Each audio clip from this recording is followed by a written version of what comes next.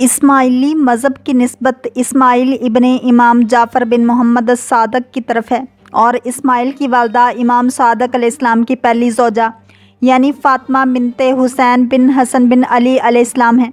یہ رشتے میں تقریباً آپ کے چچا کی بیٹی ہیں۔ ان کے ہاں اسماعیل کی ولادت ہوئی، پھر جناب عبداللہ افتح کی ولادت ہوئی۔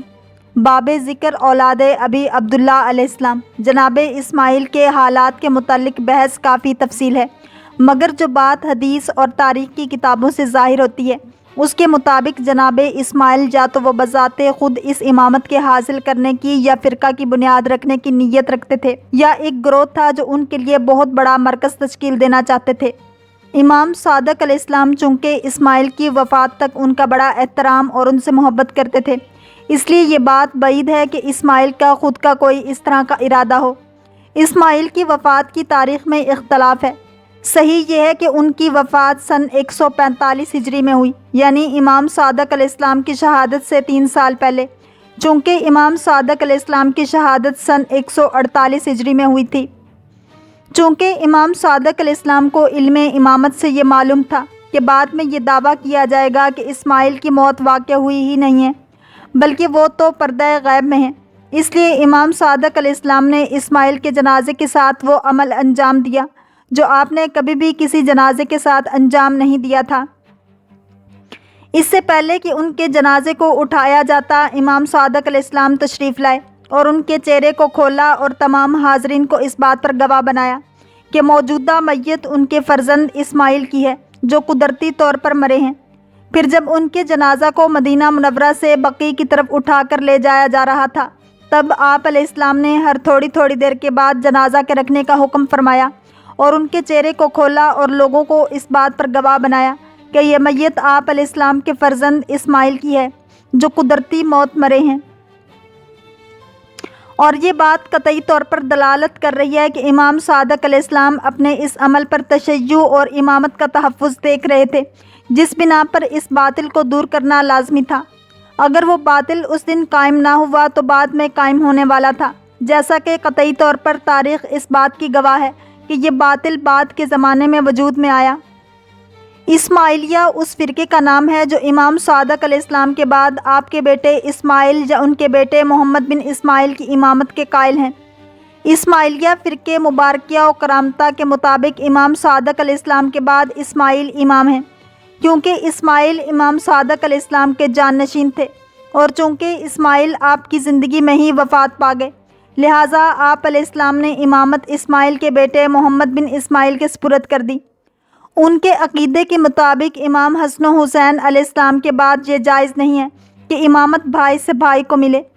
سعد بن عبداللہ اشعری نے اس عقیدے کی نسبت اسماعیلیہ خالصہ و خطابیہ کی طرف بھی دی ہے۔ بعض اسماعیلیوں کا یہ عقیدہ بھی ہے کہ اسماعیل کی وفات نہیں ہوئی ہے، بلکہ وہ مہدی الموعود ہیں۔ اسماعیلیوں کے منبع اور قاضی نعمان کی کتابوں میں اسماعیل کی امامت پر کوئی صریح نص ذکر نہیں ہوئی ہے، حالانکہ جعفر بن منصور الجمن دائی اسماعیلی نے 3 صدی ہجری کے آخر اور 4 صدی ہجری کے شروع میں بعض احادیث کو بغیر کسی سلسلہ سند کے ذکر کیا ہے اور ان میں اسماعیل کی امامت پر تصریح کی ہے۔ اسی طرح سے بعض منابع میں آیا ہے کہ خلفائے فاطمی شروع میں اسماعیل کے بجائے ان کے بھائی عبداللہ افتح کو اپنا امام مانتے تھے، اور بعد میں اس امر سے عدول کر کے اسماعیل کی امامت کو ذکر کرنے لگے۔ علماء امامیہ اسماعیل کی امامت پر کسی قسم کے نص سے انکار کرتے ہیں، حتیٰ کہ بعض احادیث بھی نقل کرتے ہیں جن میں صراحتاً ان کی امامت کو رد کیا گیا ہے۔ حدیث لوح اور حدیث جابر منجملہ ان روایات میں سے ہیں جن کے مطابق حضرت صلی اللہ علیہ وسلم نے 12 اماموں کے اسماء بیان کیے ہیں، اور ان میں امام صادق علیہ السلام کے بعد امام موسیٰ کاظم علیہ السلام کا نام ذکر ہوا ہے، نہ کہ اسماعیل کا۔ اسی طرح سے امام صادق علیہ السلام نے اپنے اصحاب کے سامنے متعدد مقام پر امام موسیٰ کاظم علیہ السلام کی امامت کا اعلان کیا تھا۔ کتاب الکافی، بہار الانوار، ان تمام کتب میں امام موسیٰ بن جعفر علیہ السلام کی امامت پر ایک باب موجود ہیں جن میں بالترتیب 16، 46، 12، 14 روایات ذکر ہوئی ہیں۔ زرع بن عین سے منقول روایت کے مطابق اسماعیل کی وفات کے بعد اور دفن سے پہلے امام صادق علیہ السلام نے تقریباً اپنے 30 اصحاب کو ان کی وفات پر گواہ بنایا۔ اسی طرح سے ان کے غسل، کفن، تشییع، جنازہ و دفن کو آشکارا طور پر انجام دیا اور حکم دیا کہ ان کی نیابت میں حج کیا جائے۔ امام علیہ السلام کا مقصد ان کاموں سے یہ تھا کہ وہ لوگ جو ان کی امامت کے قائل ہیں اپنے اس عقیدے سے دستبردار ہو جائیں۔ البتہ بعض اسماعیلیوں کا عقیدہ ہے کہ اسماعیل کی وفات نہیں ہوئی ہے، بلکہ ان کی موت کا دکھاوا لوگوں کو فریب دینے، ان کی اور ان کے قریبیوں کی جان کی حفاظت کے لیے کیا گیا ہے۔ مدینہ منورہ کے قریب عریض نامی مقام پر اسماعیل کی وفات ہوئی اور انہیں جنت البقیع میں دفن کیا گیا۔ فاطمیوں کے دور خلافت میں ان کی قبر پر ایک مقبرہ بنایا گیا۔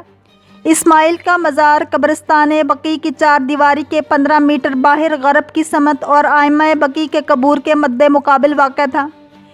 شیعیان، خاص کر اسماعیلیہ، ان کی زیارت کیا کرتے تھے۔ ایرانی حجاج مدینہ سفر کے دوران دیگر ائمہ بقیع کی زیارت کے وقت اس مقبرے کی بھی زیارت کیا کرتے تھے، اور ان میں سے بعض افراد نے اپنے سفر ناموں میں اس مقبرے کا بھی تذکرہ کیا ہے۔ محمد صادق نجمی کے مطابق سن 1394 ہجری جنت البقیع مغربی خیابان کی توسیع کے دوران قبر اسماعیل تخریب کی گئی، اور یہ خبریں گردش کرنے لگیں کہ ان کا جنازہ صدیاں گزرنے کے باوجود صحیح و سالم تھا۔ اسماعیل کا جنازہ قبرستان بقیع کے اندر منتقل کیا گیا۔ ان کا محل دفن شہدائے حرہ کے مشرق یا حلیمہ سعدیہ رضی اللہ تعالیٰ عنہ کی قبر سے 10 میٹر کے فاصلے پر واقع ہے۔